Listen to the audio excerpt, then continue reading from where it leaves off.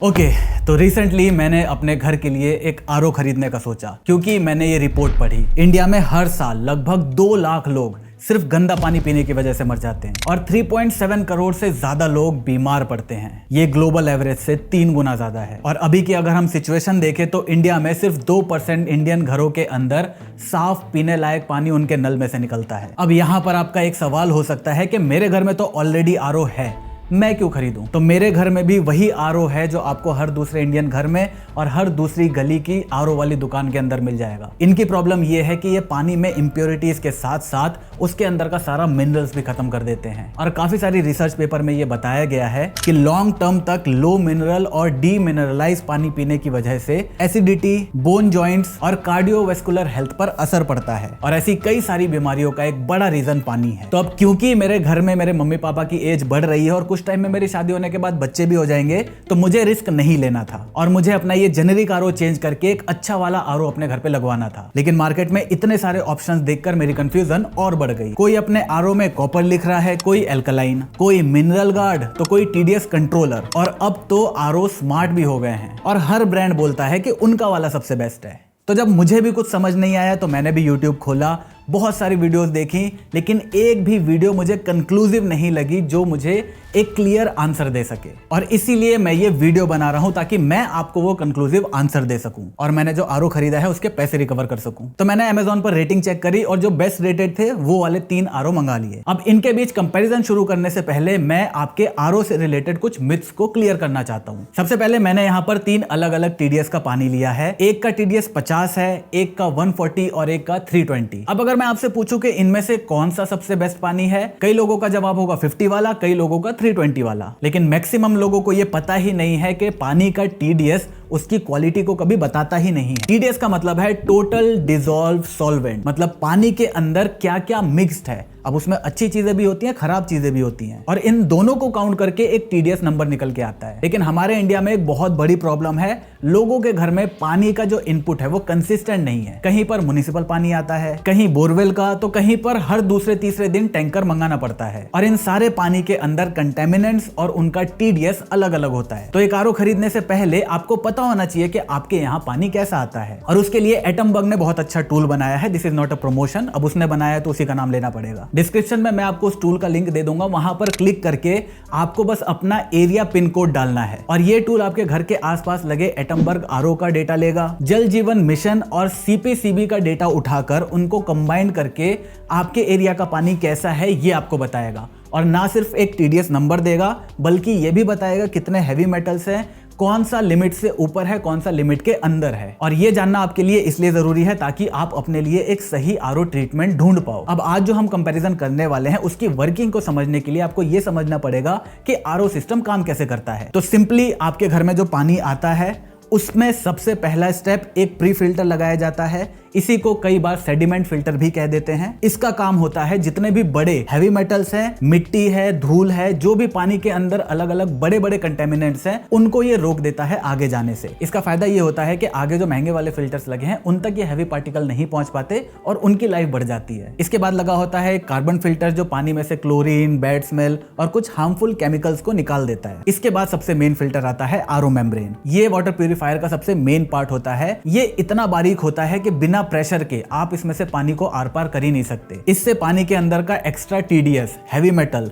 Fluoride, arsenic और दूसरे dissolve impurities अलग हो जाती हैं। ये 0.0001 माइक्रोन साइज के पार्टिकल्स को भी फिल्टर आउट कर देता है। अब इसके आगे अलग अलग फिल्टर में अलग अलग काम होता है। किसी में यूएफ फिल्टर पहले होता है, किसी में यूवी फिल्टर पहले होता है। एक का काम बैक्टीरिया और वायरसेस को खत्म करना होता है, दूसरे का काम भी फाइन इंप्योरिटीज को खत्म करना होता है। अब जो स्टेप हमारे सारे आरओस के अंदर मिसिंग होता है वो है मिनरल कार्ट्रिज। ये सबसे लास्ट में होता है जहां पर पानी के अंदर से बहुत सारी इंप्योरिटीज के साथ मिनरल्स भी चले जाते हैं, लेकिन ये फिल्टर उसके अंदर वापस से मिनरल्स ऐड करता है। ओके, तो चलो अब इन तीनों का कंपैरिजन शुरू करते हैं। ये है एक्वागार्ड डिलाइट एक्वा सेवर, छोटे साइज और कंपैरेटिवली कम बजट में सबसे पॉपुलर आरओ। ये है Kent supreme plus, alkaline plus copper. Amazon पर इसका ऑरा भी काफी हाई है और इसकी वीडियोस आपने हाल फिलहाल में YouTube पे बहुत ज्यादा देखी होगी। ये है एटमबर्ग इंटेलॉन। अभी ये काफी पॉपुलर चल रहा है क्योंकि ये ट्रेडिशनल आरओ से थोड़ा अलग चल के काम करता है। अब इन तीनों में से आपको कौन सा लेना है उसके लिए हम इन 7 पैरामीटर्स पर इन तीनों को टेस्ट गेस करेंगे और लास्ट में 70 में से जिसके सबसे ज्यादा नंबर होंगे वो होगा हमारा विनर। शुरू करते हैं अनबॉक्सिंग से। तीनों में आपको inlet outlet pipes, warranty card, बिना मेजर किए दीवार पर छेद करने के लिए मेजरिंग स्टिकर और main valve with lots of T joint मिलते हैं। केंट और एटमबर्ग में ये वॉल्व मेटल के हैं, एक्वागार्ड में ये प्लास्टिक का। तो यहाँ पर 1 नंबर एक्वागार्ड का कटेगा। बाकी एटमबर्ग और एक्वागार्ड में आपको एक प्री फिल्टर बॉक्स के साथ ही मिलता है। केंट में आपको ये अलग से खरीदना पड़ेगा और मेरी सलाह है कि प्री फिल्टर सभी वाटर प्यूरिफायर के पास होने चाहिए, क्योंकि बहुत सारे एरिया के अंदर इतने हैवी मेटल्स और इतने मोटे मोटे मॉलिक्यूल्स हैं कि वो प्री फिल्टर आपका पहले ही उन मॉलिक्यूल्स को रोक देता है और इसके अंदर जो महंगे महंगे फिल्टर्स लगे हैं उनकी लाइफ बढ़ जाती है। तो क्योंकि ये चीज इतनी इंपॉर्टेंट है, इस वजह से केंट का यहाँ पर 2 नंबर माइनस होगा। अब एटमबर्ग के साथ जो भैया इंस्टॉल करने के लिए आए थे वो अपने साथ एक बूस्टर किट लेकर आए थे। तो अगर मेरे घर पे पानी का प्रेशर कम होता तो वो बूस्टर किट लगा कर जाते फ्री ऑफ कॉस्ट, जो कि बहुत अच्छी बात है। तो +1 फॉर एटमबर्ग। बाकी केंट और एक्वागार्ड दोनों आपको एक TDS मीटर देते हैं। एटमबर्ग में वो नहीं मिलता और ऐसा इसलिए क्योंकि यहाँ पर ये जो मेन बड़ी वाली डिस्प्ले लगी हुई है यही इसका मेन TDS मीटर है। अब इसका built in TDS metre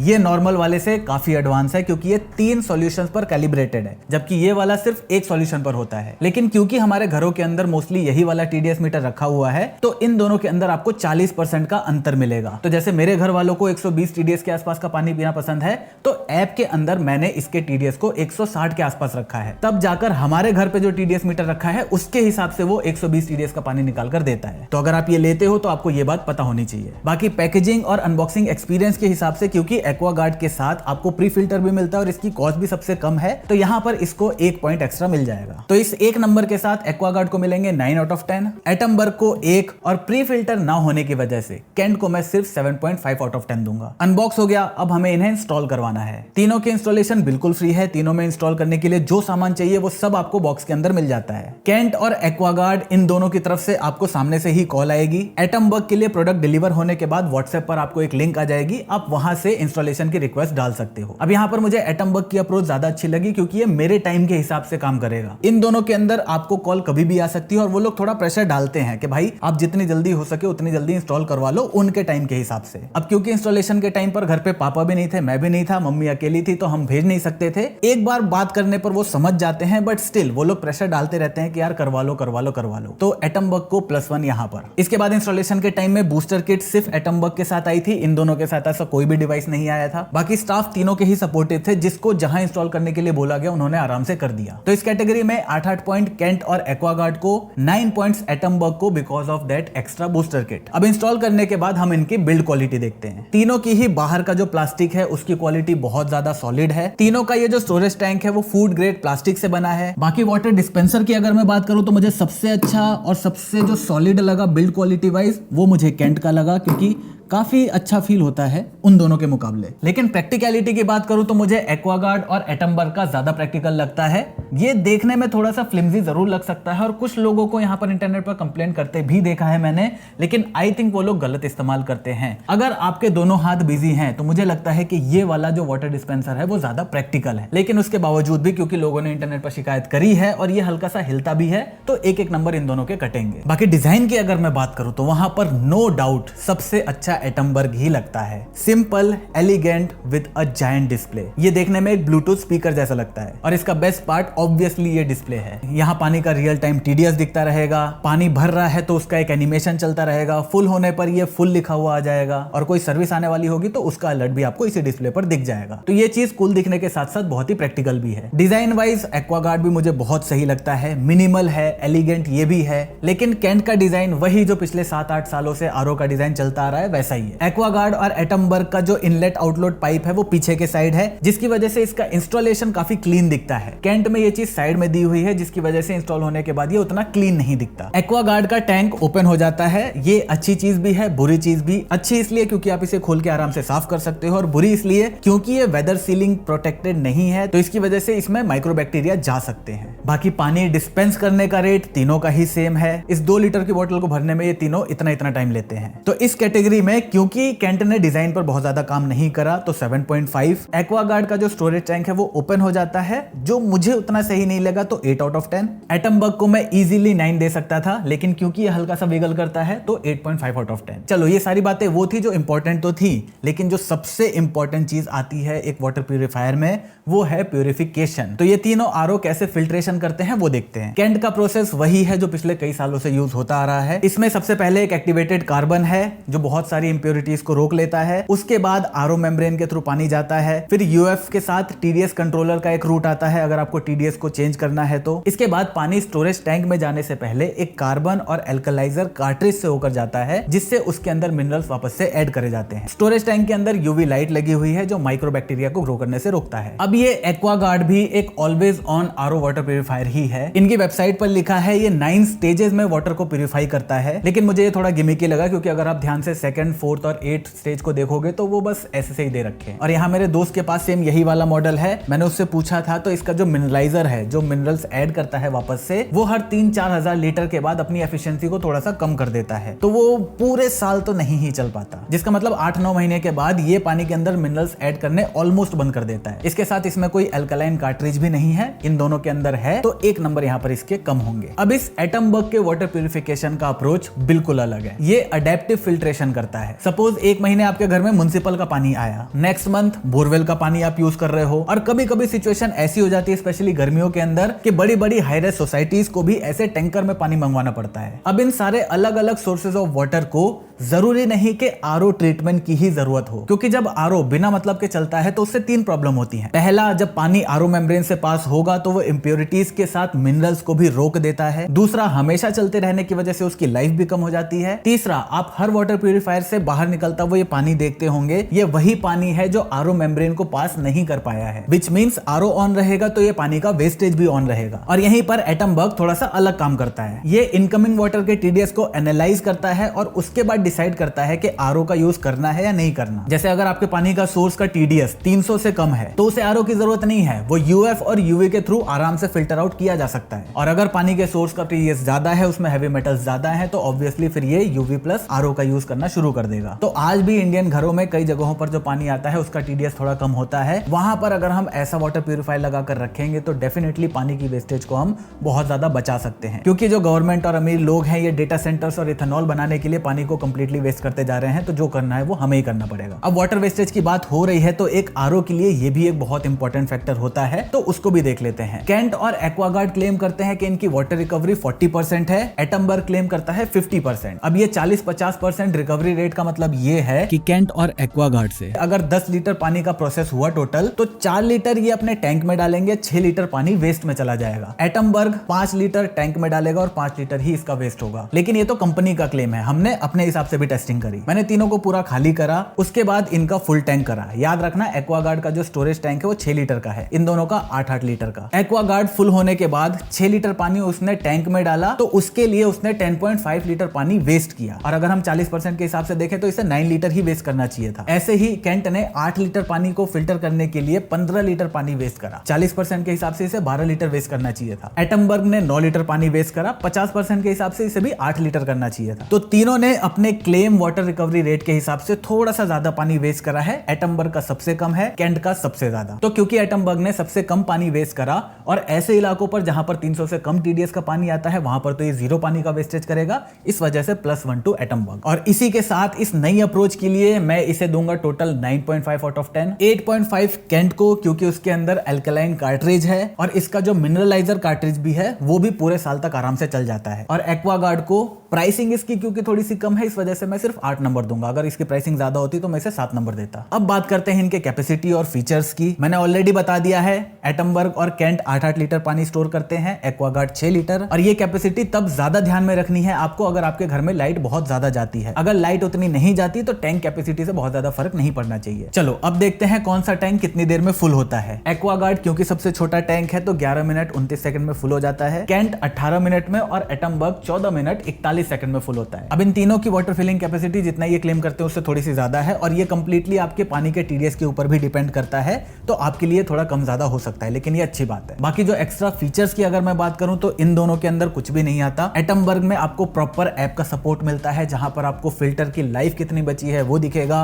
input water का टीडीएस कितना है, आपके टैंक का टीडीएस कितना है, आप खुद उसके मल्टीपल प्रोसेसेस को कंट्रोल कर सकते हो, अपने हिसाब से पानी के टीडीएस को कंट्रोल कर सकते हो। बाकी अगर आप कहीं घूमने जा रहे हो तो आप इसका वेके मोड भी ऑन कर सकते हो, इससे ये इनपुट पानी की सप्लाई को रोक देगा और इसके जो फिल्टर्स है उसको हर 2 दिन में साफ करता रहेगा। इसीलिए एटमबर्ग को इस कैटेगरी में भी 9 आउट ऑफ 10। कैंट क्योंकि भरने में भी सबसे ज्यादा टाइम लेता है और इसमें कोई एक्स्ट्रा स्पेशल फीचर भी नहीं है और इसका प्राइस भी उतना कम नहीं है, तो इस वजह से 7.5 आउट ऑफ 10। और एक्वागार्ड को भी मैं 9 नंबर दे देता अगर इसका टैंक भी 8 लीटर का होता तो, लेकिन अभी इसे 8.5 आउट ऑफ 10। चलो अब हमने अनबॉक्सिंग कर ली, इनकी बिल्ड क्वालिटी देख ली, इनका फिल्ट्रेशन प्रोसेस देख लिया, सब कुछ देख लिया। मोस्टली लोग यहीं पर डिस्कशन को खत्म कर देते हैं, लेकिन आरओ का डिस्कशन यहां से शुरू होना चाहिए। एक वाटर प्यूरिफायर में जो सबसे इंपॉर्टेंट चीज होती है वो है मेंटेनेंस कॉस्ट और ओनरशिप कॉस्ट। कोई भी अच्छा आरओ 8-10 साल तो चल जाता है, तो हम सारी कैलकुलेशन 8-10 साल के हिसाब से ही करेंगे। एक्वागार्ड में इन्होंने मेंशन किया हुआ है कि फिल्टर की लाइफ 2 साल है, बट वारंटी सिर्फ 1 साल की मिलेगी। तो अगर 1 साल के बाद कुछ भी खराब होता है तो वारंटी में ठीक नहीं होगा। और ये 2 साल की लाइफ भी कंडीशनल है, मतलब अगर फिल्टर्स ने 10,000 लीटर पानी फिल्टर आउट कर दिया तो उसकी लाइफ वहां पर खत्म हो जाती है। और 10,000 लीटर पानी को अगर आप 4 लोगों की फैमिली के हिसाब से खाना बनाना, पानी पीना, इन सब के हिसाब से अगर कैलकुलेट करोगे तो 1.5 साल के आसपास ही चलेगा। यहां पर अगेन एटमबर्ग सबसे अच्छा निकल कर आता है क्योंकि ये 2 साल की अनकंडीशनल वारंटी देता है, मतलब इस पीरियड के अंदर कुछ भी खराब हुआ आपको विदाउट एनी क्वेश्चन उसे ठीक करके दिया जाएगा। कैंट में वारंटी 1 साल की मिलती है, लेकिन फ्री सर्विस आपको 3 साल की मिलती है। अब ये थोड़े से कंफ्यूजिंग है, यहाँ पर ट्रांसपेरेंसी की थोड़ी सी कमी लगी मुझे, क्योंकि फ्री सर्विस का मतलब मुझे तो समझ नहीं आया। जैसे गाड़ियों के अंदर क्या होता है, अगर 3 साल की फ्री सर्विस दी गई है तो वहां पर जो भी आप सामान डलवाओगे, कुछ भी काम करवाओगे तो सामान का पैसा आपको देना पड़ेगा, बस वो जो लेबर कॉस्ट होती है वो आपको नहीं देनी पड़ती। तो शायद यहाँ पर कैंट के साथ भी यही है, 1 साल के अंदर कुछ खराब होगा तब तो सब फ्री में ठीक होगा, लेकिन 3 साल की जो फ्री सर्विस है वहां पर सर्विस के लिए जो बंदा जाएगा वो शायद अपनी कॉस्ट नहीं लेगा, बाकी अगर सामान कोई चेंज होगा तो उसका पैसा यहाँ पे देना पड़ेगा। मुझे तो एटलीस्ट यही समझ में आया। अब अगर हम इनकी प्राइसिंग की बात करें तो एक्वागार्ड के जो फिल्टर्स हैं सारे के सारे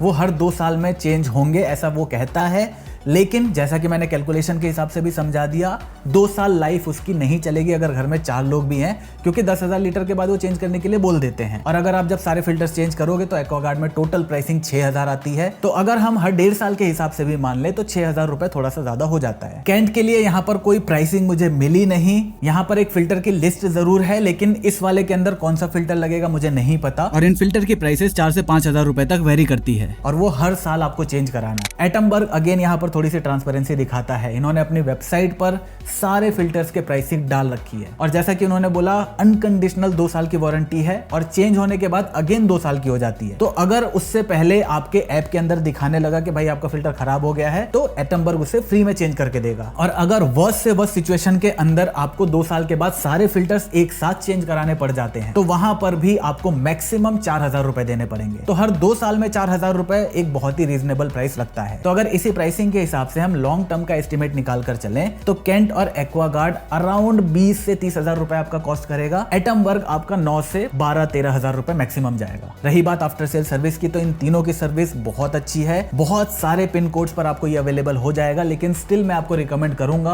आप कहीं पर भी हो एक बार इनकी वेबसाइट पर जाकर देख लेना कि ये लोग आपके यहाँ पर सर्विस देते हैं या नहीं, क्योंकि खरीद के लेके आना इतना इंपॉर्टेंट नहीं है जितना इंपॉर्टेंट इनकी सर्विसेज हैं। तो यहाँ पर कंप्लीट ट्रांसपेरेंसी और लॉन्ग टर्म में थोड़ा पैसा बचाने की वजह से एटमबर्ग को मैं यहाँ पर 10 आउट ऑफ 10 दूंगा। कैंट का मुझे समझ नहीं आया कि ये लोग ट्रांसपेरेंट क्यों नहीं है, तो 8 आउट ऑफ 10। एक्वागार्ड के फिल्टर्स की लाइफ थोड़ी सी ज्यादा है, लेकिन 10,000 लीटर अगर ज्यादा लोग है तो बहुत जल्दी भी कंज्यूम हो सकता है, तो उसके हिसाब से 8.5 आउट ऑफ 10। अब आते हैं हम इनकी प्राइसिंग पर। एक्वागार्ड का टैंक सबसे छोटा है, इसके अंदर एल्कलाइन कार्ट्रिज भी नहीं है, इसलिए आपको ये यूजुअली 13-14,000 रुपए में मिल जाता है। कैंट के लिए आपको 15 से 16,000 रुपए देने पड़ेंगे। एटमबर्ग आपको 17 से 18,000 रुपए का मिलता है, लेकिन फिर इसकी मेंटेनेंस कॉस्ट कम है, ऐप सपोर्ट है इसके अंदर, ये डिस्प्ले आपको यहाँ पर मिल जाती है, और ये पानी वेस्ट को कंट्रोल करने में भी थोड़ी सी हेल्प कर सकता है। तो इन सारी चीजों को देखते हुए इसका प्राइस भी जस्टिफाई हो जाता है। तो यहाँ पर मुझे प्राइसिंग वाइज सबसे अच्छा एक्वागार्ड ही लगा, लेकिन फिर ये उन्हीं जगहों पर ज्यादा काम का है जहां पर आपको ऐसे अल्कलाइन वाटर नहीं चाहिए और आपका जो पानी है उसका TDS इतना है जहां पर हमेशा आरओ प्रोसेस आपको चाहिए होता है। तो यहाँ पर मैं एक्वागार्ड और एटमबर्ग दोनों को 9 आउट ऑफ 10 दूंगा।